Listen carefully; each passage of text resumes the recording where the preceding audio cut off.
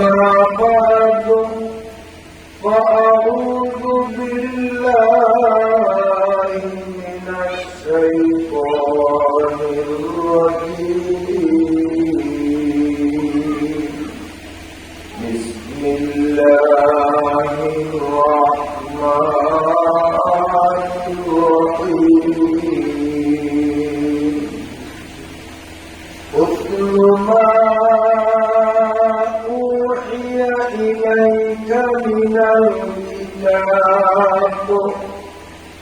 وأقم الصلاة إن الصلاة تنهى عن الفحشاء والمنكر ولذكر الله أكبر والله يعلم بما تصنعون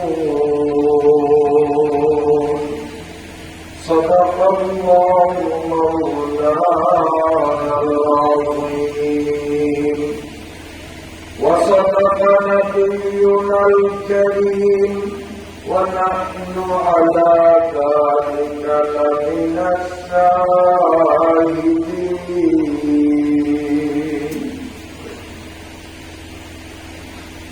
পৌরকাঠালি আরবানি শিক্ষার বাড়ির দরজায় ইসলামিয়া দারুল উলুম কেরাতুল কোরআন এতিমখানা ও হাজী মুস্তাফা শাহ হাফিজিয়া মাদ্রাসার উদ্যোগে 2 দিন ব্যাপী আয়োজিত বার্ষিক তাফসীরুল কোরআন মাহফিলের আজ প্রথম দিন 4 অক্টোবর 2025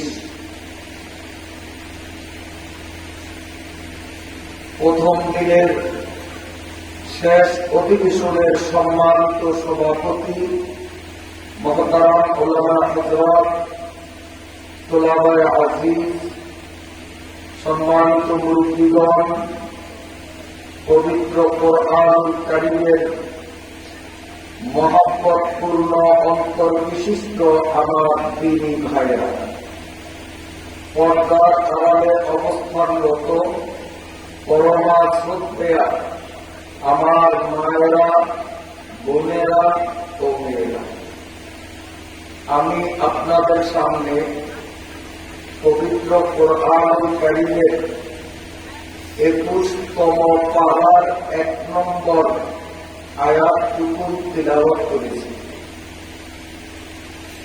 আল্লাহ রাব্বুল আলামিন যদি তৌফিক দান করেন, তিলাওয়াতকৃত আয়াতের শাব্দিক অর্থ, প্রাসঙ্গিক ব্যাখ্যা সম্বলিত আলোচনা আপনাদের খিদমতে উপস্থাপন করার দৃঢ় মনোনিবেশ করলাম ইনশাআল্লাহ। প্রথমেই আল্লাহ রাব্বুল আলামিনের পাক দরবারে অকপট মনে সশ্রদ্ধ কৃতজ্ঞতা আর শুকরিয়া নিবেদন করছি,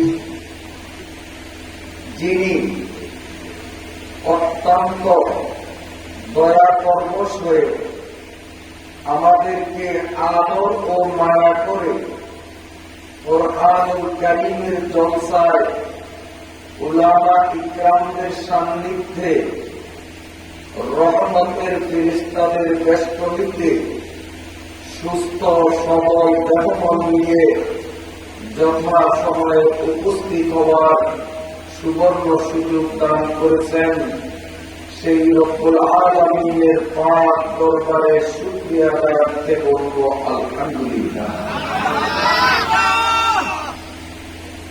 মুহতারাম হাজিরিন, আমার পূর্বে মাওলানা ইমদাদুল্লাহ সাহেব সংক্ষিপ্ত সময়ের মধ্যে অত্যন্ত গুরুত্বপূর্ণ বিষয়ভিত্তিক আলোচনা করেছেন।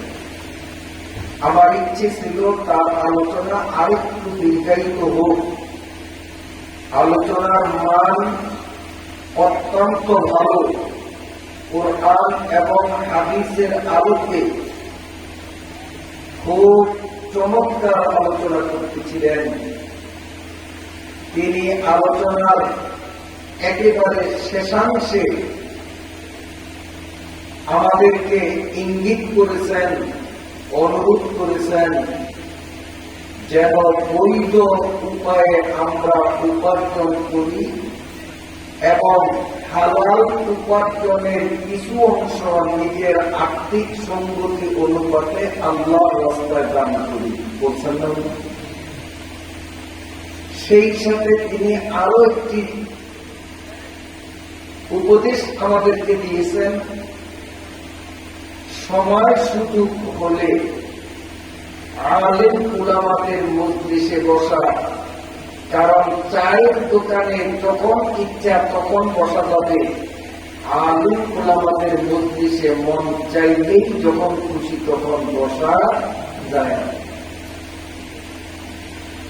এই দুটি বিষয়ের উপরে আমি সংক্ষিপ্ত পর্যালোচনা দিয়ে তিলাওয়াতকৃত আয়াতের বিষয়ভিত্তিক আলোচনা আপনাদের সামনে করব। যেহেতু আজ প্রথম দিন, এই জন্য যতটুকু সম্ভব আলোচনাকে গুটিয়ে অল্প সময়ের মধ্যেই আমরা ইনশাআল্লাহ মাহফিলের সমাপ্তি ঘোষণা করার চেষ্টা করব। মাওলানা ইমদাদ সাহেব যে বলেছেন আলেমদের মজলিসে বসার জন্য চূড়ান্তভাবে অনুরোধ করেছেন, কেন? রাসূলুল্লাহ সাল্লাল্লাহু আলাইহি ওয়াসাল্লাম বলেন,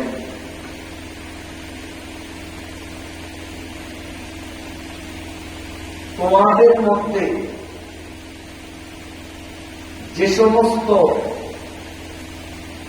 ব্যক্তি একজন আলেমের মজলিসে মুহূর্তকালের জন্য বসবে,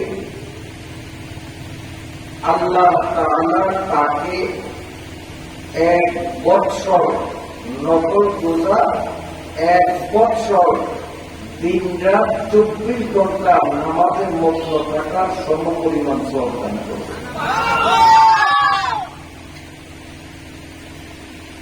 অন্য হাদিসে আল্লাহর নবী বলেন, ওয়াতুলুল আলিমি আলাল আলিমি কাফাতুলি আলা আদনাকুম। নবী আলাইহিস সালাম বলেন, আমার সকল উম্মতের মধ্যে একেবারে নিম্নমানের উম্মত যিনি, সবচেয়ে ছোট মর্যাদার ক্ষেত্রে যে একেবারে ছোট, সেই ছোট উম্মতের উপর আমি বিশ্বনবীর মর্যাদা যতখানি বড়, সাধারণ পাবলিকের নিকট একজন আলেমের মর্যাদাও ততখানি বড়।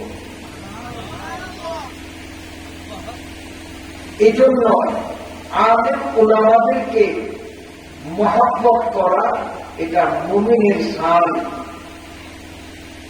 মুমিনরা অন্তর থেকে আলেমকে মহব্বত করে, আলেমদের প্রতি মহব্বত আর শ্রদ্ধার বহিঃপ্রকাশ ঘটিয়েই তো আমরা আজকে আলেমদের ডাকে এই মাহফিলে আসলাম। কি বলেন, ঠিক কিনা? রাসূলুল্লাহ সাল্লাল্লাহু আলাইহি ওয়াসাল্লাম ইরশাদ করেন, কোন এক ব্যক্তি, তিরমিজি শরীফের মধ্যে হাদিসটি এসেছে, আমার কোন উম্মত একজন আলেমের চেহারার দিকে যদি একটা নজর দিল, শুধু একটু 1 সেকেন্ডের জন্য কোন একজন আলেমের চেহারার দিকে দৃষ্টি দিল, সাথে সাথে আল্লাহ রাব্বুল আলামিন তার আমল নামায় পূর্ণ 1 বছরের নামাজ এবং রোজার সওয়াব দান করেন। অন্য হাদিসে আল্লাহ নবী বলেন, মান নাযারা ইলা ওয়াজহিল আযিম ফাফরিহা বিহা ফালাকাল্লাহু বিতিলকান নাযরাতি ওয়াল ফারহাতি মালাকা। ইলা আখির হাদিস। নবীজি বলেন, কোন ভাগ্যবান উম্মত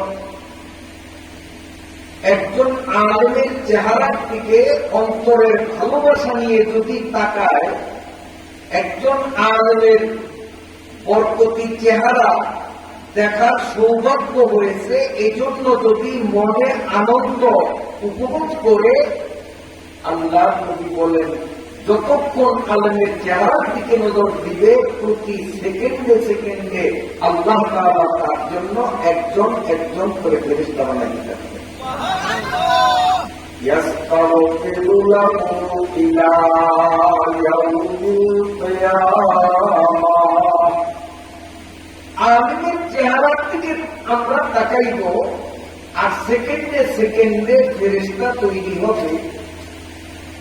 আমরা তো হায়াতের সীমা শেষ করে মরে যাব, কিন্তু ফেরেশতারা মরবে না। এই ফেরেশতারা কিয়ামত পর্যন্ত জিন্দা থাকিয়া আদমের মুখের দিকে মহব্বতের দৃষ্টিতে যিনি নজর দিয়েছেন, তার জন্য কিয়ামত পর্যন্ত ফেরেশতাদের দোয়া অব্যাহত থাকে। মাওলানা ইমদাদ সাহেব আলেমদের মজলিসে বসার প্রতি তাগিদ দেওয়ার পাশাপাশি তিনি মঞ্চ ত্যাগ করার পূর্ব মুহূর্তে বলেছেন, হালাল বৈধ পন্থায় উপার্জিত সম্পদের বিশেষ একটা অংশ দান খয়রাত করা। মনে আসেনি আপনাদের? এই দান আর খয়রাতের দ্বারা দুই দিকের উপকারিতা, একটা দুনিয়ার উপকারিতা, আরেকটা আখিরাতের উপকারিতা। আখিরাতের উপকারিতা কি? আল্লাহ রাসূল বলেন, যারা খাঁটি মনে আল্লাহর সন্তুষ্টির জন্য নিজের হালাল উপার্জন থেকে নিজের তৌফিক অনুপাতে দান করবে, আল্লাহ তাআলা তাকে জাহান্নাম থেকে মুক্তি ঘোষণা করে দিবেন। ইত্তাকিন্নার ওয়ালাউ বিশিক্কি তামরা। সামান্য জিনিসও যদি আল্লাহর ওয়াস্তে সদকা করে, আল্লাহ তাআলা তাকে জাহান্নাম থেকে মুক্তির ব্যবস্থা করে দেন। এটা হলো পরজগতের উপকারিতা, আসল উপকারিতা। সেই সাথে পার্থিব জীবনে দুনিয়ার হায়াতের মধ্যে উপকারিতা, আল্লাহর রাস্তায় দান করলে আল্লাহ তাআলা কমপক্ষে একের বিনিময়ে 10 তাকে দান করেন। একটা টাকা যদি আমি আল্লাহর রাস্তায় দান করি, তো এই 1 টাকার বিনিময়ে আজ না হয় কাল, কাল না হয় পরশু, না হয় তারপরে আমি বেঁচে থাকতে থাকতে আমার আল্লাহ এই 1 টাকার বিনিময়ে 10 টাকা আমার পকেটে ঢুকে দিবে।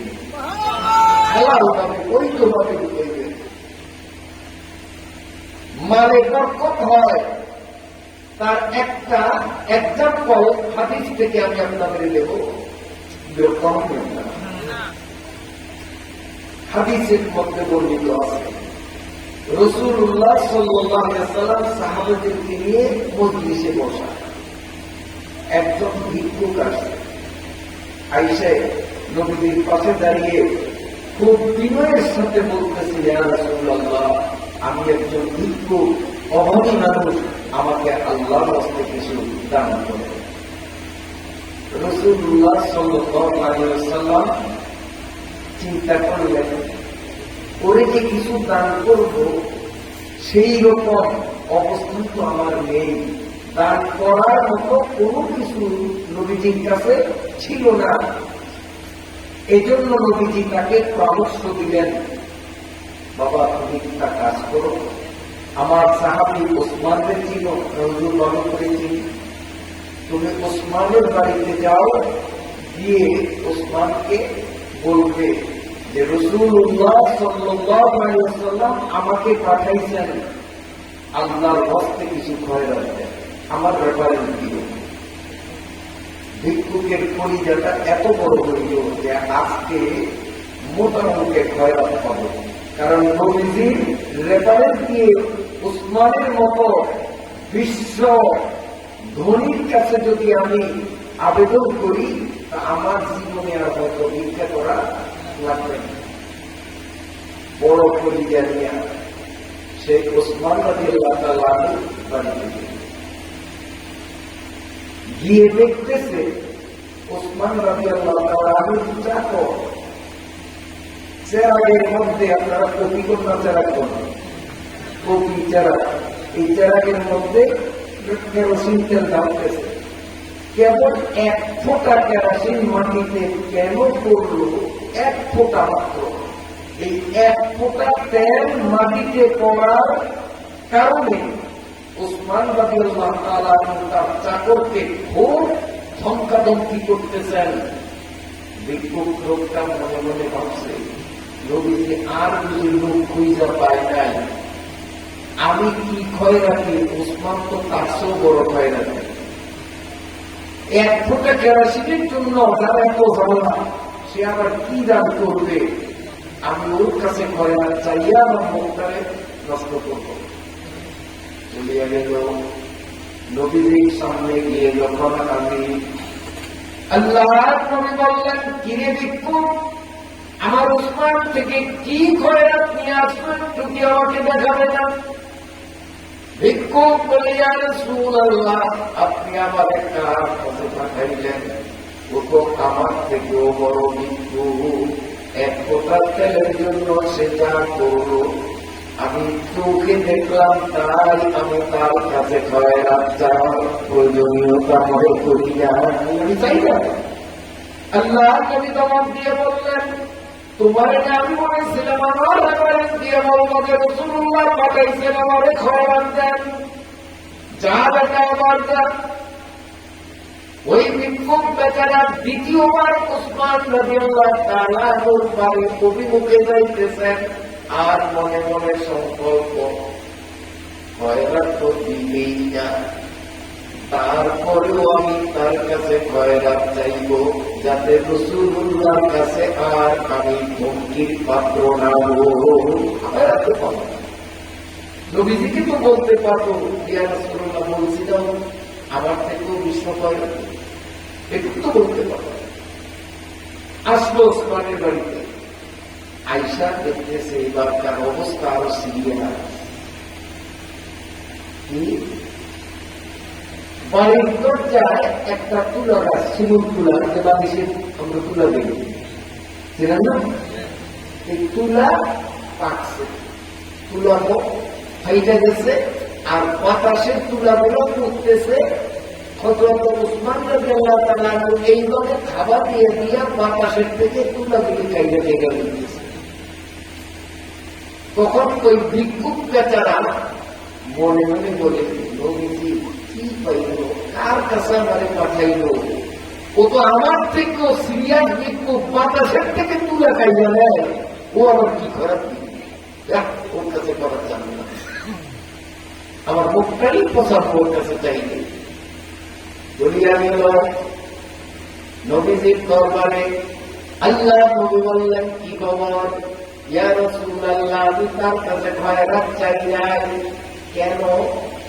বাতাস থেকে যে তুলা কেড়ে নেয় সে আবার কি খয়রাত দিবে? হুজুর, আমি খয়রাত চাই নাই। আল্লাহ নবী বললেন, বেটা তোরে আমি শিখিয়ে দিলাম, আমার নাম বলবি, রাসূলুল্লাহ আমারে পাঠাইছেন, দয়া করে আমারে কিছু খয়রাত দেন, যা তাড়াতাড়ি যা আমার কথা বলবি। ভিক্ষুক বেচারা দ্বিতীয়বারে ওসমান রাদিয়াল্লাহু তাআলা বাড়ির অভিমুখে আসতেছেন। এবার আসার পরে যা দেখলেন, তার মাথা হ্যাঁ হয়ে গেল। এবার তৃতীয়বার এসে দেখলো লাইন ধরে পিঁপড়ার দল চলতেছে। পিঁপড়া লাইনে চলে না, এগুলো চলে না, পিঁপড়াগুলো সারিবদ্ধ হয়ে চলতেছে। আর ওসমান রাদিয়াল্লাহু তাআলা একটা একটা করে পিঁপড়া ধরেন, আর পিঁপড়ার মুখ থেকে চিনির দানাটা কেড়ে নিয়ে কাগজের মধ্যে জমা করেন, পিঁপড়াটাকে ছাইড়া দেন। আবার একটা পিঁপড়া ধরেন, ওর মুখ থেকে একটা চিনির দানা কেড়ে নেন। ওই লোকটা বলল, আল্লাহর নবী কি পাইলেন? এমন বিশ্ব কৃপণের কাছে আমার নবী খয়রাত চাওয়ার জন্য পাঠাইলেন যে পিঁপড়ার মুখ থেকে চিনি কেড়ে নেয়, এর চেয়ে বড় বখির আল্লাহর জগতে আর কে হয়? ও আবার কি খোরাক দিব, পিঁপড়ার থেকে চিনি কেড়ে নেয়। তারা এবারে তামসা দেখতেছে। হঠাৎ ওসমান রাদিয়াল্লাহু আনহুর নজর পড়ছে, বলতেছে ভাইজান আপনারে দেখলাম কিছুক্ষণ পর পরই আমার এখানে আসেন, আমি তো কাজে ব্যস্ত ছিলাম। বোঝেন নাই কোন কাজে? বাতাসের তুলা কেটে নেওয়া, চাকরের এক ফোঁটা তেলের কারণে ধমকি করা, পিঁপড়ার মুখ থেকে চিনি কেড়ে নেওয়া গুরুত্বপূর্ণ কাজ। আমি তো কাজে ব্যস্ত ছিলাম, তোমার সাথে কথা বলার সুযোগ হয়নি, কিছু বলবো না। লোকটা করে বলেই তারপরে নবীজিকে বলতে পারবো হুজুর বলছিলাম তো, বারবার আমাকে পাঠিয়েছেন। এবার বিক্ষোভ করে রাসূলুল্লাহ সাল্লাল্লাহু আলাইহি ওয়াসাল্লাম আমাকে পাঠিয়েছেন আল্লাহর রাস্তে কিছু খয়রাত নেওয়ার জন্য। সাথে সাথে উসমান রাদিয়াল্লাহু তাআলা তার চাকরদেরকে বললেন, ও আমার চাকররা, আল্লাহর রাসূল পাঠাইছেন, রাসূলের মেহমান, ভিক্ষুক আল্লাহর মেহমান, ভিক্ষুক রাসূলের মেহমান। ভিক্ষুকের সমাদর করা এটা ইমানদারের শান। অতএব এই ভিক্ষুক বেচারার শুভাগমন উপলক্ষে উন্নত মানের বিছানার আয়োজন করো, বকরি জবাই করো, উন্নত মানের খানা তাড়াতাড়ি করে তার জন্য প্রস্তুত করো। লোকটা শুনতেছে আর মনে মনে ভাবতেছে ওসমান বুঝি আমার সাথে মস্কারি করে, ওসমান বুঝি মস্কারি করে। কিন্তু বাস্তবে দেখি না, সত্যি ওদিকে ছাগল জবাই হয়ে গেছে, এদিকে উন্নত মানের বিছনা রেডি হয়েছে। মাংসর মতো খানা সব এইভাবে তার সামনে প্রস্তুত। এদিকে ওসমান রাদিয়াল্লাহু তাআলা আনহু ভিক্ষুককে বলেন, বেটা ওই যে দেখো এক পাল উট আসতেছে, এই উটগুলো মিশর থেকে ব্যবসায়ী পণ্য নিয়ে আসতেছে। আমার উটগুলো যখন আমার বাড়ির আঙ্গিনে আসবে, তুমি এক করে প্রতিটা উট ভালোভাবে যাচাই করে নিও। যে উটটা তোমার পছন্দ হয় শুধু আমাকে ইঙ্গিত করলে মাল সহ উট তোমার আল্লাহর হস্তে দান করে দিও। তখনকার দিনে একটু ছিল না, ট্রাক ছিল না, তখনকার পরিবহন ছিল জিপ জানোয়ার, 4 পা বিশিষ্ট জানোয়ারের পিঠি করে মাল এক স্থান থেকে অন্য স্থানে পরিবহন করা। ওই বিক্ষোভ লোকটা খাওয়া দাওয়া খাইল, জীবনে এমন উন্নত খাবার কোনদিন স্বপ্নেও দেখে নাই। ওসমান রাদিয়াল্লাহু তাআলা আনহু এই অকল্পনীয় আপ্যায়ন আর ওসমান রাদিয়াল্লাহু তাআলা আনহু গোলামের সাথে ধমকাধমকি, বাতাস থেকে তুলা কেড়ে নেওয়া আর পিঁপড়ার মুখ থেকে চিনি কেড়ে নেওয়া, সেটার সাথে আর এই আপ্যায়নের সাথে তো কোনো মিল খুঁজে পায় না। কি কি দেখলাম আর কি দেখতেছি, ভাবতে ভাবতে মুখগুলো রাজি। উসমান রাদিয়াল্লাহু তাআলা বললেন, তুমি খুঁজো কোন উট তোমার পছন্দ হয়, মাল সহ উটটা আমি তোমার আল্লাহর হস্তে দান করব। এই লোকটা পুরা উটের শাড়ি এক এক করে ঘুরে ঘুরে সবচেয়ে হৃষ্টপুষ্ট যে উট, যার পিঠের উপরে স্বর্ণ, হীরা, মুক্তা, দামি দামি মাল প্যাকেট করা, ওই একটা উটের দিকে ইঙ্গিত করে বললেন, হুজুর এই উটটা আমার পছন্দ। উসমান রাদিয়াল্লাহু তাআলা সঙ্গে সঙ্গে ওই উটের রশিটা ভিক্ষুকের হাতে তুলে দিয়ে বললেন, এই কোটি টাকার সম্পদ আমি আল্লাহর নামে তোমাকে দান করে দিলাম, আল্লাহর রাস্তে দান করলাম, কারণ তাদের জাহান্নাম থেকে মুক্তি নিয়ে তাদের দ্বারা আল্লাহ দুনিয়াতে সম্পদ পাওয়া। আমি লাভের পথে আছি, লোকসানের পথে নাই, নিয়ে যাও। উটের একটা স্বভাব হাঁসের মতো, হাঁস দেখবেন সামনেরটা যেদিকে যায় পিছনের গুলো ওই দিকে যায়, দল দিকে চলবে। মুরগি কিন্তু এলো পাতারি, মুরগি এলো পাতারি চলে, আর হাঁস এই মাঠে একটা মজার কথা বলি, আমরা ঘুমাচ্ছি, আপনাদের এলাকায় হাঁস মুরগি বসে তো